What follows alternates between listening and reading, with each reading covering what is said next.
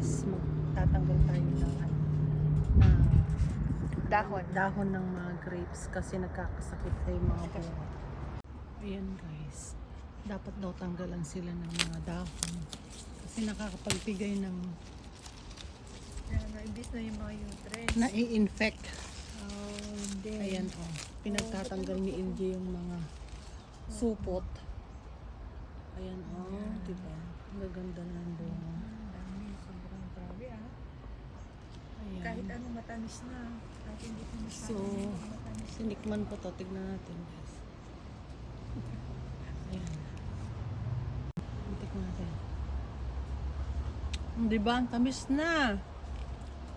Ayan, may bunga doon na. Hinog na. Okay, man. Ayun, hinog na siya. Ayan, dami. Ito, na-infect. Nagkaroon siya ng namatay. Ayan. Tinanggal na namin yung mga O, diba hanggang sa baba? Tingnan nyo guys, nasa paso lang. Tinanim ni Lisa noon, 2 years ago. Pangalawang bunga na niya to. Mas lalong dumawi. Ay, nung isang taon, isang ganito lang bugkos. Ay, oo nga no. Isang Oo, taon isang- lang pala. Tapos this is second bunga. Grabe naman. Pero ang dami na. Grabe. Okay, dapat mga ganito. Hitik na hitik. Hitik na hitik. Ayan Hindi namin natanggal to kasi nakasabit sa may itali. Kasabit ba sa Na-itali sa Ayan, di ba? Nice. Wow. Oh. Libre. Paldo. Paldo. Nakita mo din. Pwede Ayan. bulag sa likod. Ayan, gusto kong kunin yung nandoon sa loob. Mayroong isang bugkos doon. Ayan Hindi Ayun. Pwede na yung kainin. Tinikman ko na kanina. Ayan guys.